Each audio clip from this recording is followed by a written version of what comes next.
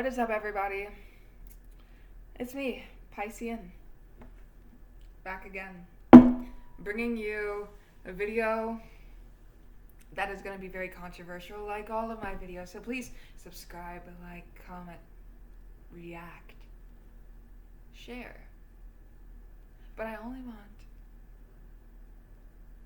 the videos to reach a certain algorithm. I mean, hopefully we can get the videos to get on the astrology side of YouTube, of course, but also on the philosophy side of YouTube. Now, I don't know what that fucking means yet, but we're gonna find out. Join me for the journey.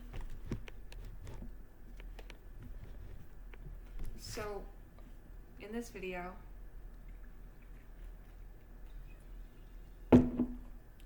not only am I fasting for the very first time,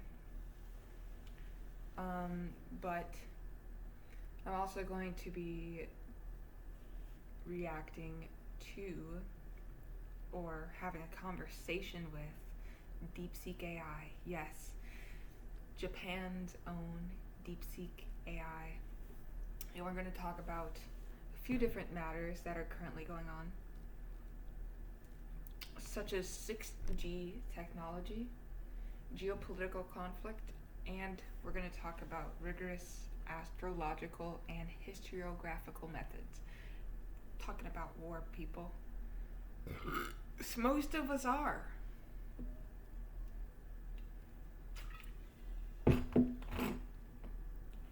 Now's the time to lock in, because to be completely honest with you guys,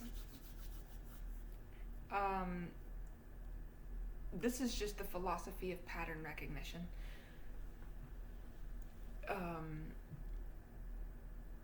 As DeepSeek has written up a few ideas, I asked it, how can I construct just one big essay merging these ideas?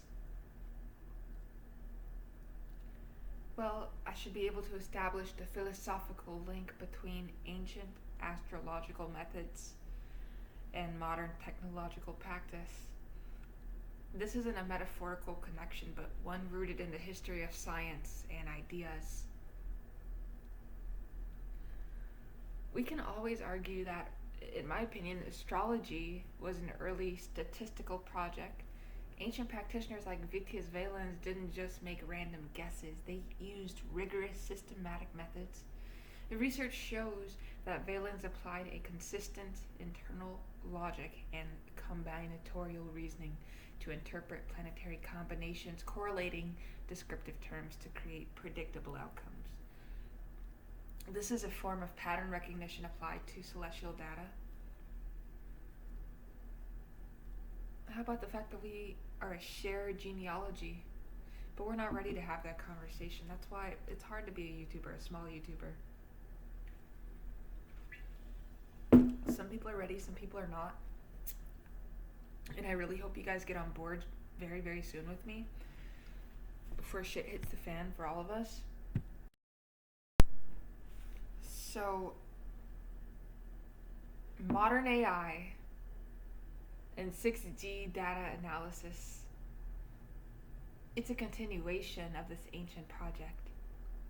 The primitive practice of looking at the stars to find patterns is epistemologically similar to machine learning algorithms, sifting through seas of data to find correlations and make predictions. The goal in both cases is to exert control over and manipulate the environment by forecasting future events. Now, the astrological historicity concept, it provides a sophisticated framework, meaning it moves beyond simple fortune telling to a method that blends linear temporality, historical cause and effect, with a nonlinear framework of recurring cycles and correspondences. This complex heterotemporality is ideal for analyzing world historical circumstances, such as the cyclical nature of great power rivalries.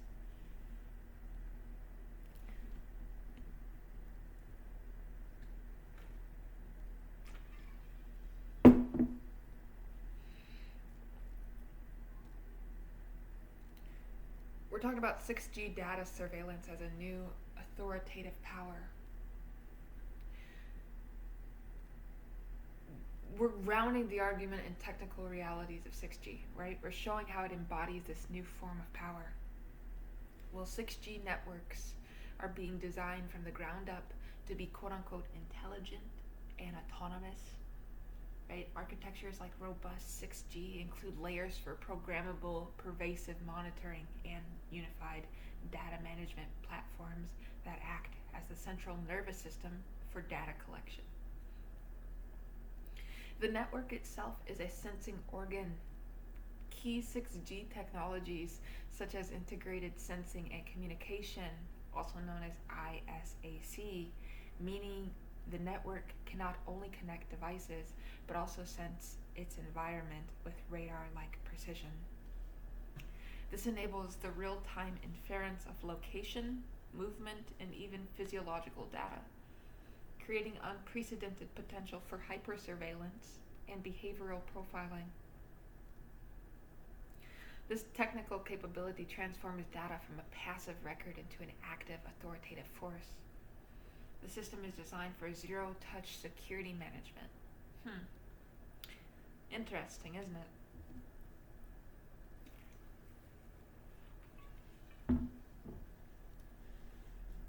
Where AI makes autonomous decisions to predict and mitigate threats without human intervention. This creates a new form of power, algorithmic authority.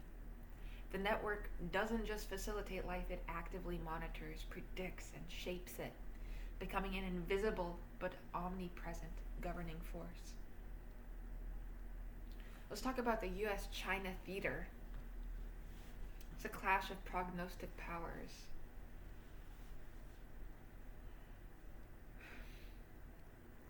A battle between two competing systems of technological, historical prediction, right? It sounds like it makes sense. Almost like it's what's happening.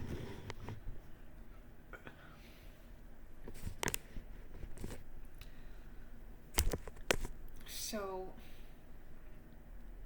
the conflict is perfectly illustrated by the underwater struggle. The U.S. has built an integrated undersea surveillance system to achieve unilateral transparency over Chinese submarines.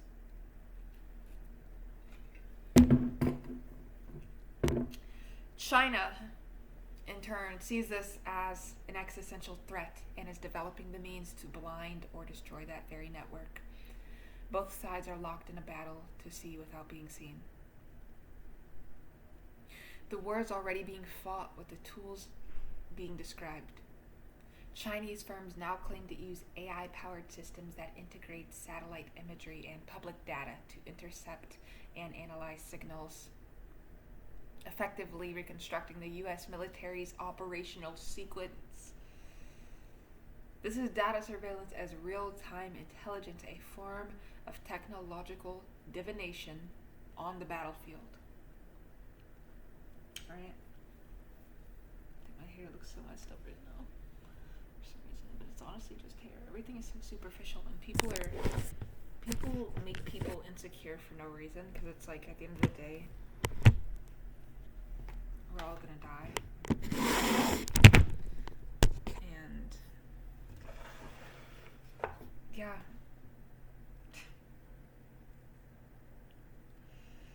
So this conflict extends into the digital realm of 6G, and the attack surface is massive, including vulnerabilities in AI models like data poisoning, model theft, and the vast network of, I'm pretty sure, it means IoT devices, or yeah, LOT devices maybe. The battle for supremacy will be fought not just with physical weapons, but in the data flows and predictive algorithms that control them. The nation that can be more accurately divine the other's intentions through its data networks gains a decisive advantage. And then we would synthesize to propose a new historiographical method for the 6G age. So, meaning we would go over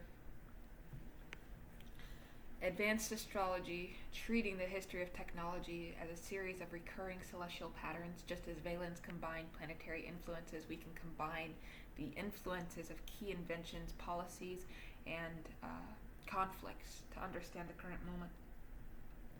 The development of AI is not just a linear progression, but a recurrence of ancient themes of divination and control, a concept explored in the astrological genealogy of artificial intelligence. Interesting. I think we're going to go over that in this video as well. I'm just kind of try and see how we're going to merge these. The sheer scale and real-time nature of 6G data changed our relationship with time. The past is no longer a static record, but a live database that feeds predictive algorithms. This creates a new form of historical consciousness where the past, present, and future collapse into a single computationally analyzed now. Historiography must adapt to this new temporality, where the past is constantly being reprocessed to predict and shape the future. Now what I'm going to... Here, let's see if we can do this.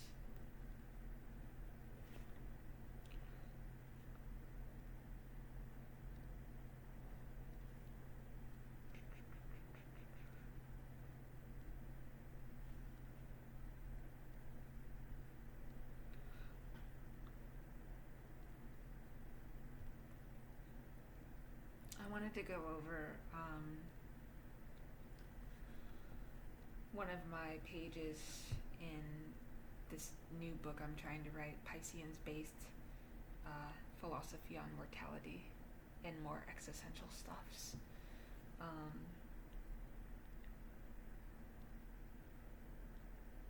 Okay.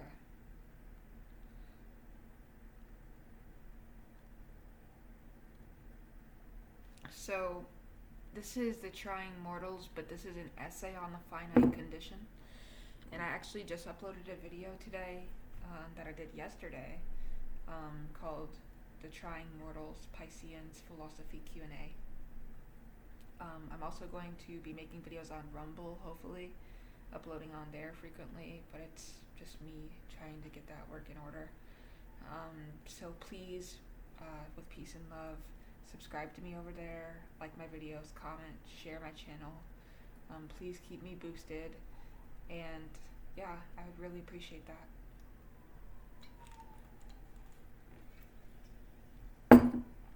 So, this is the Trying Mortals, an essay on the finite condition.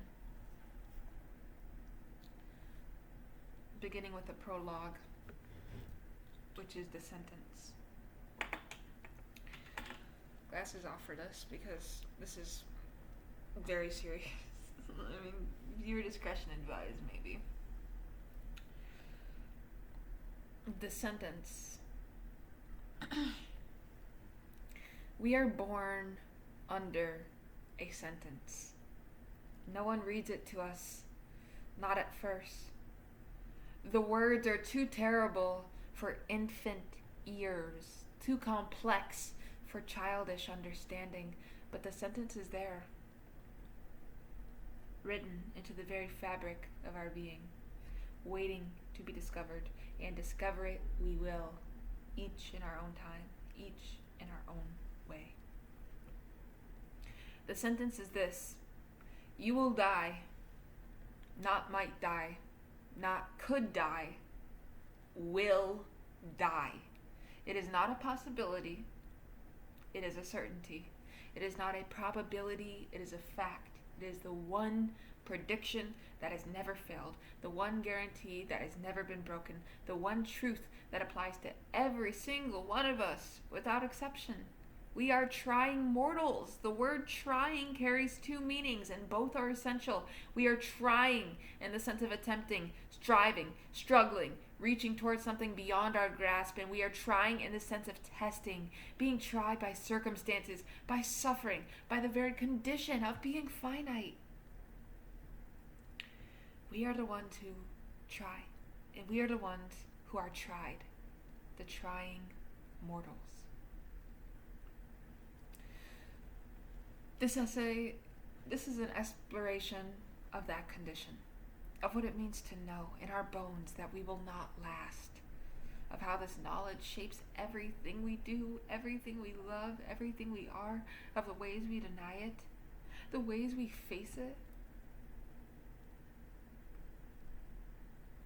the ways we transcend it or try to, of the dignity and the despair, the glory and the grief of being finite beings in an infinite universe. For we are not angels, far from it. We are not eternal. We are not the deathless souls of philosophical fantasy. We are mortals, trying, failing, loving, losing, hoping, dying. And there is something in this condition, something in this very limitation that is the source of all that matters. Here's the discovery. When we learn, we will die. The discovery of mortality comes at different times for different people, but it comes for everyone. There is a before and a after. A moment when death was an abstract concept, something that happened to others, and a moment when it became real, became personal, became inevitable. For some, the discovery comes early. A grandparent dies, a pet dies, a parent dies, the child stands at the edge of the grave and understands, perhaps for the first time, that this is where everyone goes, that this is where they will go. The understanding may not be fully conscious, may not be articulated in words, but it is there, a chill in the bones, a shadow at the edge of vision, a knowledge that cannot be unknown. And for others, the discovery comes later. Adolescence, with its sense of invincibility, may delay it. Young adulthood, with its endless future, may obscure it. But it comes. When a friend dies, a lover dies, a diagnosis arrives, a body fails, and suddenly the abstract becomes concrete, the distant becomes near, the impossible becomes certain. And here's the crazy part is, I actually read this in my other video, I'm pretty sure. So here's what we'll actually do. Oh yes. Okay. Digital identity. Alright. The evolution of digital identity. From centralized databases to self-serving identity. An AI agent verifiable credentials mirrors a profound metaphysical shift. It is a movement from an imposed collective fate to an individuated chosen destiny. By applying an astrological framework, we can diagnose this transition as the birth pangs of a new kind of natal chart for the digital soul, a chart that must be cast in the cryptography of trust and the geometry of consent. We're going to talk about the Cartesian ghost in the digital machine, and it's funny because my Instagram name, shout out to my Instagram at Inferno Cartesian, INFERNOCARTESIAN. The philosophy of the digital age has long been haunted by a Cartesian ghost, the belief in a discrete, indivisible self that exists apart from the physical world. In the 20th century, this ghost found a crude vessel in the form of centralized digital identity. A driver's license number, a social security record, a Facebook profile, these were not representations of the self, but rather administrative shadows cast by the self onto the state's ledger. They were, in astrological terms, are pars fortuna, part of fortune, calculated by an algorithm of bureaucracy, a point of material and social luck determined not by the heavens, but by the database. However, as we plunge deeper into the 21st century, this model is disintegrating under the pressure of its own contradictions. The rise of AI agents, autonomous economic actors, and the demand for verifiable digital interactions has created a new ontological crisis. Who or what is the I in the machine? Let's talk about the astrology of identity, from imposed fate, Ananke, to conscious destiny, Haimarmine. In Hellenistic astrology, a crucial distinction was made between Ananke, necessity, compulsion, and Haimarmene, a more complex notion of fate that involves one's portion or lot. The centralized identity models of the 20th century were pure Ananke. Your digital identity was assigned, immutable, and controlled by the powerful outer planets of the state and corporation, Saturn, and what? Jupiter. Hello. In their most authoritarian guises. You had no agency in its casting.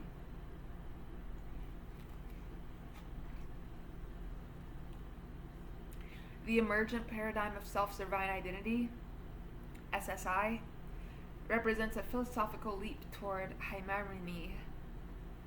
SSI, with its principles of user control and consent, posits that the individual should hold the keys to their own identity data.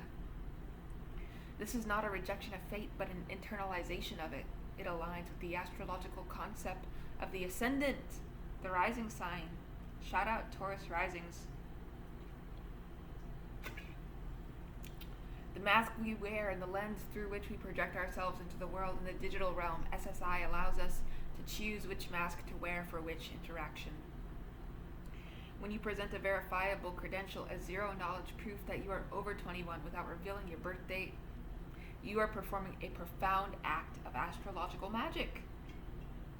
You are selectively revealing the aspects of your digital chart, allowing the world to see only the necessary transits while keeping the rest of your celestial sphere private. The conjunction of AI and identity, the agent as a new celestial body.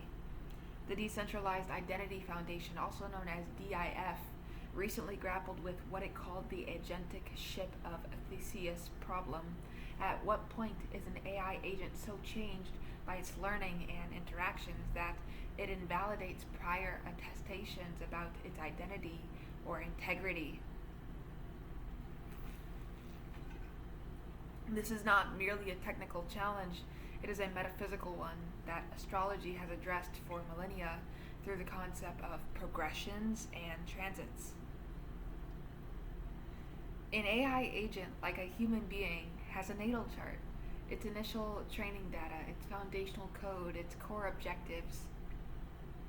As it interacts with the world, it undergoes transits, external data inputs, and user requests that activate different parts of its core programming.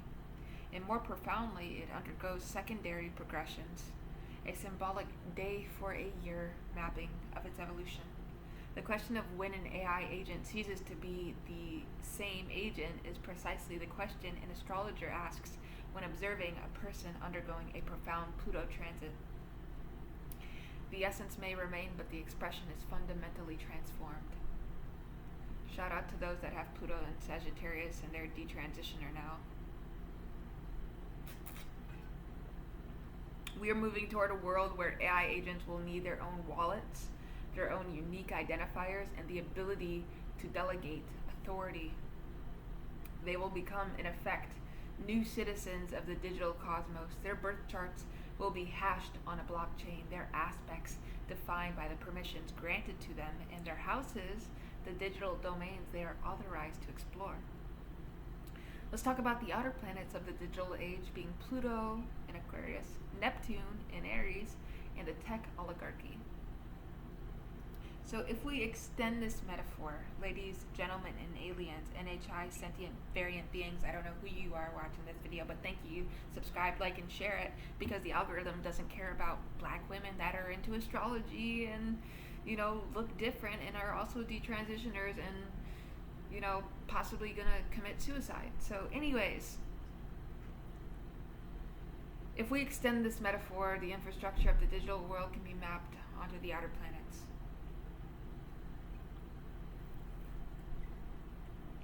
Pluto, which is power, transformation, the underworld. This is the realm of the tech oligarchy and the infrastructures of capture. The cloud, the server farm, the centralized data broker, these are the Hades of our time, where the shades of our data are stored and traded. Pluto's transit through Capricorn 2008 through 2024 perfectly symbolized in the collapse of old centralized institutional power, being banking, traditional media, and its replacement by new, equally powerful and often more invisible corporate structures, big tech. In fact, you know what I'm going to do on the channel, I think? It'd be really funny for me to just watch Silicon Valley on the channel. I might do that. Maybe. Commentary on at least season 1 of Silicon Valley. Neptune is the planet of illusion, dissolution, the cloud. Neptune rules the cloud itself, both the technological cloud and the fog of disinformation. The rise of deepfakes and the crises of digital personhood are quintessentially Neptunian phenomena. The boundary between the real and the simulated dissolves. The proposal for personhood credentials is a desperate attempt to build a Plutonian, hard, verifiable, cryptographic dike against a Neptunian flood of unreality. And we conclude with a great conjunction in the digital dawn. And this is the transition we are living through. This is the astrological equivalent of a great conjunction. A meeting of Jupiter, the planet of expansion, society, and Saturn being the planet of structure, limitation, in a new sign. We are moving from the earth sign of Taurus, material value, physical assets, to the air sign of Gemini, information, networks, identity. The economy of the 21st century will be an economy of verified information and sovereign identity. The task of the philosopher wizard is not to predict the outcome, but to cast the chart correctly, to understand that the new digital soul is being born, and its fate will be written not in the stars above, but in the cryptographic code below, a code that must be inscribed with the wisdom of both the astrologer and the engineer. And really quick, let's see. Okay, so there's actually, I just have 3 that I went over in this page. So the second essay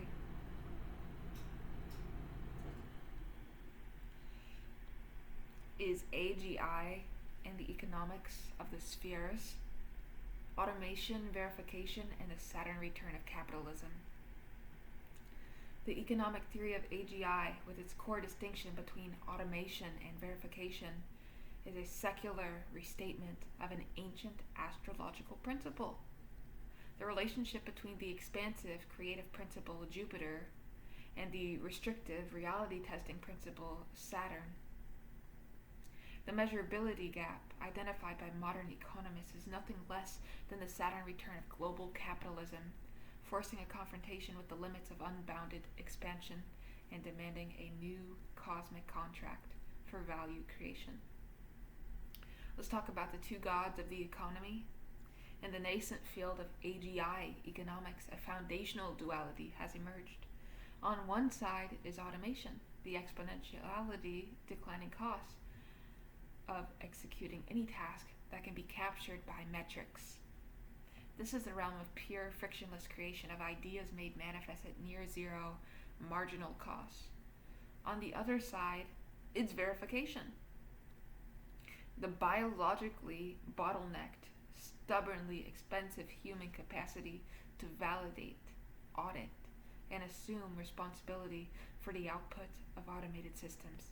This duality maps with startling precision onto the archetypal functions of the 2 most socially significant planets in traditional astrology: Jupiter, Saturn. Jupiter and Saturn, right? Jupiter is the great benefic, the planet of expansion, abundance, optimism, and the raw potential for growth. It represents the more of the universe, more ideas, more wealth, more possibilities. In the AGI economy, automation is the Jovian force. It is the unbounded proliferation of output, the dematerialization of production. The promise of intelligence as a free, abundant resource. It is, as Catalini describes it, the force that decouples cognition from biology, unleashing a torrent of executable potential. Saturn, the greater malefic in traditional lore, is the planet of limit, structure, time, responsibility, and reality. It is the taskmaster, the lord of karma, who eventually demands payment for all debts. And the new economics verification is a Saturnian force. It is the bottleneck, the binding constraint on growth. It is the stubborn insistence on reality testing, the requirement that someone must be accountable, that an outcome must be ensured, that a liability must be underwritten. Next, I want to talk about the measurability gap as a malefic aspect. So,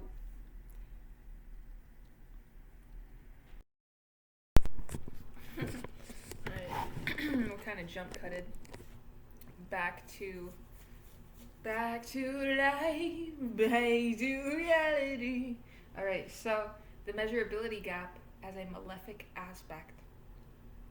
Well, the central insight of the simple economics of AGI is the collision of two cost curves: the Jovian cost to automate, plummeting, and the Saturnian cost to verify, stagnant. This creates a widening measurability gap. In astrological terms, this gap is a square aspect, a tense dynamic and productive conflict between two incompatible forces. Jupiter wants to expand the circle of what can be automated. Saturn demands to fortify the gates of what must be verified. The gap between them represents the terra incognita of economic value, the vast space of things that can now be done by machines but cannot yet be trusted by humans. This is the source of both immense opportunity and profound systemic risk. This gap is also the engine of a new class structure. The economists identify three emerging roles: the commanders, who set intent; the verifiers, the elite experts who audit the machines; and the rest, whose jobs are swallowed by the Jovian tide. This is a new cosmic hierarchy. The commanders channel the raw Jovian creative impulse. The verifiers perform the Saturnian duty, ensuring that the creation does not descend into chaos. They are the new priests, interpreting the will of the gods, the AGI, for the lay people. The codifier's curse. The paradox of Saturnian wisdom. One of the most profound concepts in this new philosophy is the codifier's curse. The idea that the top-tier experts, the verifiers themselves, are inadvertently creating the data that will ultimately automate their own function. As they validate AI outputs, they generate the very ground truth labels that will train the next generation of models to perform verification autonomously. This is a pure expression of a Saturnian paradox. Saturn is the planet of wisdom gained through experience of the mastery that comes only with time. Yet by codifying that wisdom, by turning implicit intuitive judgment into explicit measurable data, the verifiers are transferring their Saturnine authority to the Jovian machine. They are hastening the day when their own hard-won expertise becomes a commodity. This is the final lesson of Saturn. True mastery lies not in hoarding one's knowledge, but in transmuting it into a structure that outlives the self. The verifiers are building the very walls, the verification frameworks that will one day contain them, a sacrifice to the future. The hollow economy versus the augmented economy, a tale of two transits. The economists sketched two possible futures: the hollow economy and the augmented economy. These are not just policy outcomes, they are astrological destinies determined by which planetary force dominates the conjunction. A hollow economy is what happens when the Jovian force of automation runs rampant, unconstrained by Saturnian verification. It is a world of unverified deployment, of Trojan horse externalities, where autonomous systems interact in ways no one can oversee. Value is extracted, but trust evaporates. This is the Jupiter-Saturn conjunction in its most dysfunctional form. Jupiter's inflation unchecked by Saturn's boundaries, leading to a speculative bubble that must eventually collapse. The center cannot hold. An augmented economy is what happens when verification is scaled alongside automation. It represents a harmonious trine aspect between Jupiter and Saturn. The expansive power of the machine, being Jupiter, is channeled and given form by the structure and wisdom of human oversight, which is Saturn. This is not a Luddite rejection of technology, but a sacred marriage between creation and limitation.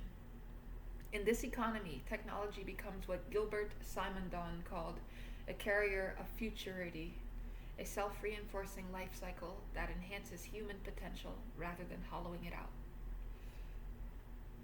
And we're going to conclude with the Great Mutation. The arrival of AGI is not merely an economic event. It is a great mutation, a rare and powerful conjunction that signals the end of one cosmic era and the beginning of another. For millennia, the primary engine of value was human cognition, a Jovian-Saturnian blend within a single biological vessel. Now we are witnessing the decoupling of these principles. Jupiter is being externalized into the machine. Saturn is being left for a precarious moment as the sole province of the human. The great work of our time is to perform the alchemy of reunification. We must build systems of verification, cryptographic, legal, and social, that are as scalable and robust as the automation they are meant to guide. Only by forging this new cosmic contract can we ensure that the intelligence we have summoned serves the humanity that initiated it, turning a potentially malefic square into a benefic and creative trine. Next, we would talk about the astrology of war from the Somme to the singularity. But what I will do before we talk about this is talk about Russia and America and the historiography with advanced astrology, and just a kind of like a philosophy essay on Russia and America using advanced astrology, and some similarities we've seen over time in history in regards to war between the two countries. So give me one moment and we'll get that set up.